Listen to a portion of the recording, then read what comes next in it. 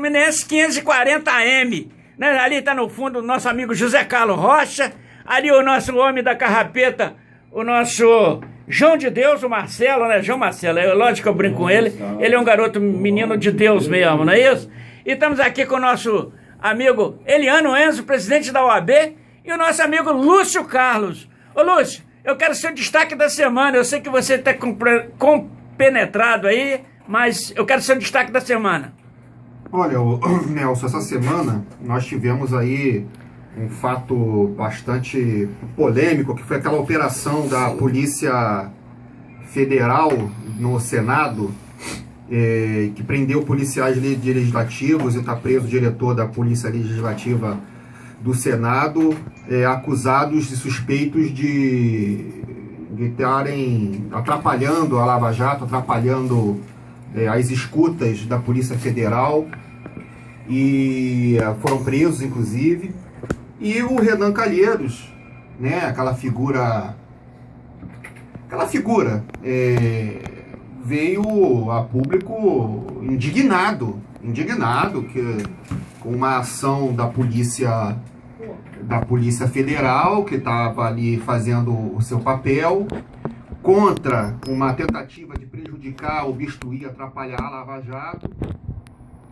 Inclusive Collor, Renan Calheiros, ele mesmo, né, Sarney, alguns senadores acusados, de Gleice Hoffmann, sempre ela tá, tudo quanto é coisa ruim, errada, ela tá lá, acusados de usarem a Polícia Legislativa para poder tirar as escutas da Polícia Federal, etc.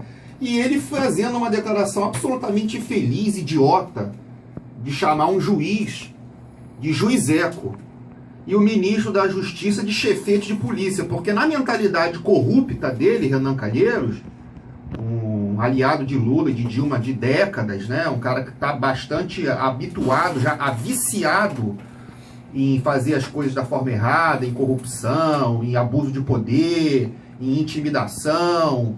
Ele acha que isso que é o errado, que é a Lava Jato que está errada, que o ministro da Justiça tinha que intervir para poder ajudar os senadores corruptos, coisa que ele não fez, o ministro da Justiça. E o cara ficou indignado. Isso aí gerou um problema lá com a ministra presidente do STF, que disse que estava ferindo a todos os juízes, quando chama de juizeco a ela também. Então, essa rusga aí entre o Senado, o Legislativo e o Executivo, envolvendo aí o Judiciário. E essa questão dessas ocupações de escolas, aí essa semana tá dando o que falar. Essa patifaria de petistas, de gente da CUT, da UNE, aparelhado, pessoas do governo, do PT, do Partido dos Trabalhadores, que estavam há décadas no poder, mamando o nosso dinheiro, agora fazendo aí a pirraça contra a PEC 241, contra a mudança no ensino médio. Lembrando que ambas as coisas vêm da Dilma.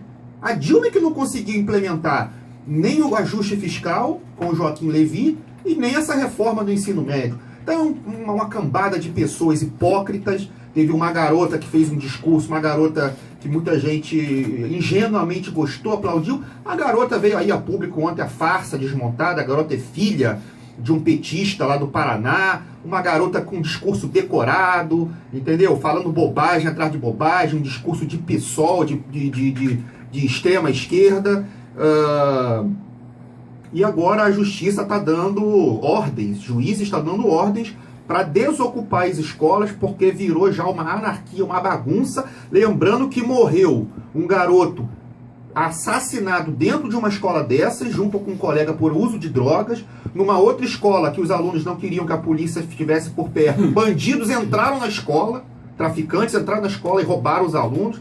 Então é uma baderna, sem supervisão, entendeu? Sem policiamento, sem eira nem beira, tudo ali orquestrado por pessoas ali do PSOL e do PT e da esquerda. Então, dentre outras coisas aí que envolvem economia, etc., essas duas questões aí do Renan Calheiros, do Senado aí, e essas coisas das escolas, são as duas coisas que eu destaco essa semana. Tá certo. Tá aí o destaque do Lúcio, né? E nós vamos ao destaque do nosso doutor Eliano Enzo, presidente da OAB, que está aqui conosco. Seu destaque, doutor Eliano Enzo? Eu gostaria de começar um pouco também com essa questão da ocupação das escolas, porque em São Gonçalo nós estamos com uma escola federal ocupada, porque só temos uma também, que é o IF, né? Então lá está acontecendo a ocupação das escolas. Mas essa ocupação também só está acontecendo porque os professores estão em greve.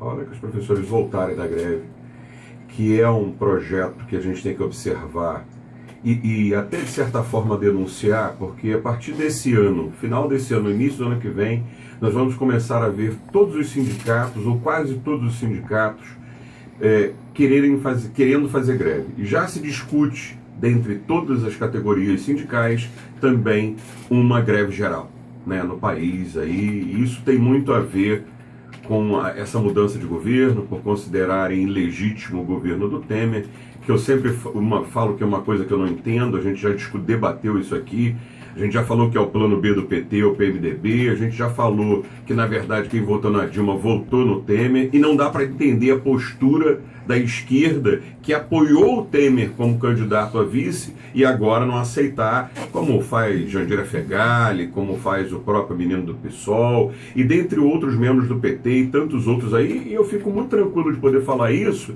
porque eu não votei na Dilma, então eu não votei no Temer. Eu não votei no Temer. E, no entanto, está aí essa situação. De toda sorte, o que eu queria que as pessoas soubessem em relação a isso é que, dependendo do fato em que for a ocupação, e eu já defendi aqui neste microfone a ocupação estudantil, porque eles brigavam por problemas deles cotidianos, e era nas escolas do Estado, que estão falidas, porque o Estado do Rio de Janeiro está falido. No IF eu já considero diferente. E nos colégios federais, de uma maneira geral, também considero diferente. Porque não falta verba para eles. A discussão ali é outra. Então, é ideologia partidária, e isso a gente tem que começar a discutir. O outro aspecto é mais caseiro. Eu queria fazer uma... E depois a gente, se eu tiver tempo, até conversar sobre isso. A intolerância que nós estamos vendo nessas eleições, de lados opostos. Em São Gonçalo, então, quando se trata de lado A, lado B, porque a gente citar nome de candidato aqui, a gente não pode. Aliás, citar os dois pode. Não pode falar de um ou outro. Né? Mas, enfim, em São Gonçalo nós temos dois candidatos. E não é diferente de Niterói, né? Sim. E não está sendo diferente do Rio de Janeiro. Uma guerra civil entre pessoas no Facebook, uma intolerância, uma falta de respeito, ao ponto de que, se você coloca uma frase a favor de uma proposta. De uma proposta ou de outra. Ou alguma coisa. Eu vou botar verde e amarelo, porque dá para poder. Se o candidato é verde e você bota o amarelo, o cara já não aceita. Se você está no candidato amarelo e bota no candidato verde, aquilo fica uma balbúrdia. Eu queria dizer para vocês que estão nos ouvindo o seguinte, gente: a gente briga contra pensamentos.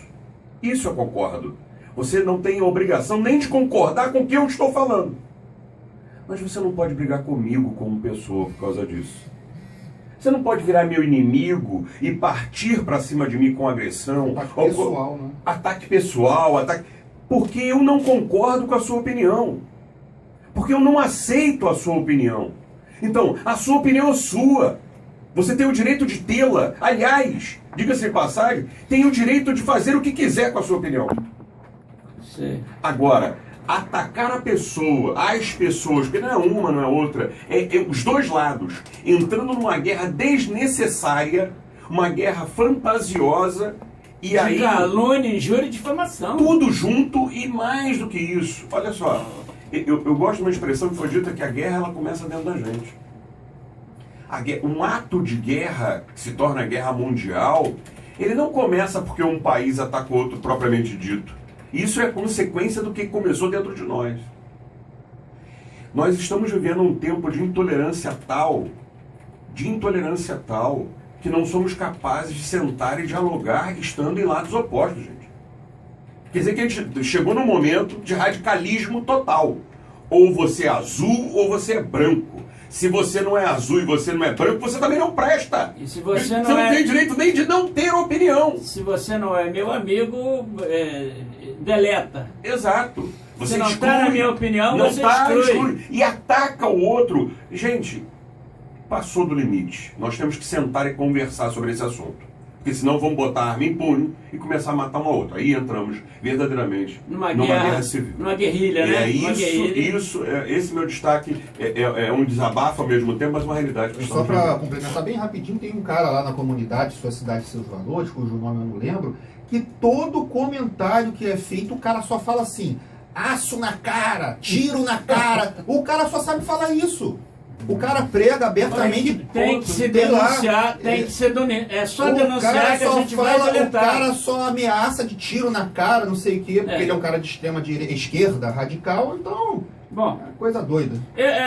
Isso aqui foi o destaque, doutor Eliano Enzo, do meu no sábado passado, e eu quero que você me permita eu dar continuidade a isso, até de dizer da situação que eu me encontro hoje dentro desse grupo chamado Sua Cidade e Seus Valores, que hoje é um grupo movimentadíssimo que temos, sim, né? Com presença em mais de 50 países, nós já temos o registro disso, inclusive no YouTube, e temos orgulho desse grupo.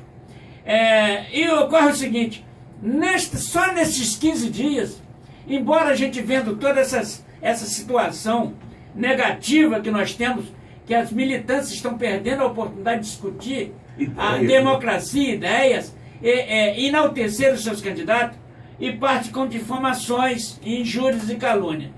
Bom, como é de um lado e de outro, está compensado. Mas nós tivemos a felicidade de receber, doutor Eliano Enzo e meu amigo Lúcio, naquela comunidade, só nestes 15 dias,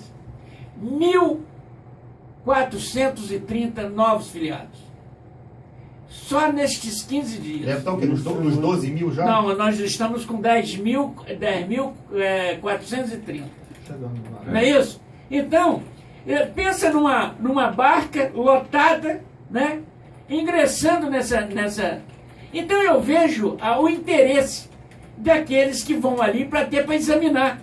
Porque, olha só, se você for partir pelas propostas injuriosas, você não precisa escolher muito. Um ou outro você vai ficar com um desse lado. Se você for escolher as propostas que tem, nós temos poucas, porque os candidatos, infelizmente, não estão tendo tempo de fazê-lo, e nem os militantes estão fazendo isso. Bom, dito isso, eu acho que as pessoas que estão utilizando ali, Lúcio, como você está dizendo, quando há denúncia, eu examino se realmente tem proteção, porque às vezes tem paixão, mas eu não tolero fotografia de criança isolada, ilustrativa, recorte de jornal sem a data da circulação e o nome do veículo, certo? E como também não aceito as palavras, como você disse, tiro e etc., não aceito nada disso. E graças a Deus até com relação a reportagem de violência, morte e tal, ninguém posta naquele grupo e eu até agradeço a isso. Mas eu compreendo, doutor Eliano Enzo, a emoção de cada um que leva a acontecer isso. Agora eu fico pensando nessa democracia que nós queremos construir, doutor Eliano, te chamando de safado, de idiota, entendeu? Entendeu? Esse é o X da Então é isso que eu não vejo, Lúcio. Como é que nós vamos formar uma democracia assim, de pessoas destratando o outro? Não, meu amigo, democracia é assim, onde começa o seu direito, termina o meu, né? Ou termina o meu, começa o seu direito, e ambos têm um direito num conjunto. E na realidade, eu não sei. Eu quero agradecer a todos aqueles que têm frequentado o grupo Sua Cidade e Seus Valores, tem sido positivo justamente pelo aplauso que eu tenho na recepção de novos filiados. E eu acredito que o nosso trabalho é esse. Eu não tenho preferência nenhuma por nenhum dos dois candidatos, certo? Não tenho preferência. Eu vou votar, não voto nulo, tá? E acho que ninguém deve votar nulo, mas não tenho preferência por nenhum dos candidatos. E acho que a militância perdeu a oportunidade de convencer muitos eleitores que hoje votam em branco, votam em nulo, fazendo a proposta dos seus candidatos. Agora, eu tenho certeza, eu estou pacífico, doutor Eliano Enzo, mas às 18 horas da manhã, amanhã, quando fechar as urnas, eu tenho uma grande pergunta para os dois candidatos, sendo eleito um ou outro. E agora? É uma grande pergunta. Aí sim, a nossa indagação, o nosso trabalho entra em ação. Eu quero saber dos candidatos as propostas que eles estão fazendo, como é que eles vão cumprir. Mas quero fazer antes do resultado das urnas. Para não dizer que eu escolhi o candidato. 18 horas, encerrou. Está lá uma pergunta que muitos gonçalenses não se atentou e nem a militância se atentou para isso. É uma perguntinha só e eu quero que me responda. E agora? Ganhou. Ganhou. E agora? Meu amigo Zé Carlos, obrigado aí pela sua ajuda, né? E nós vamos, daqui a pouco, nós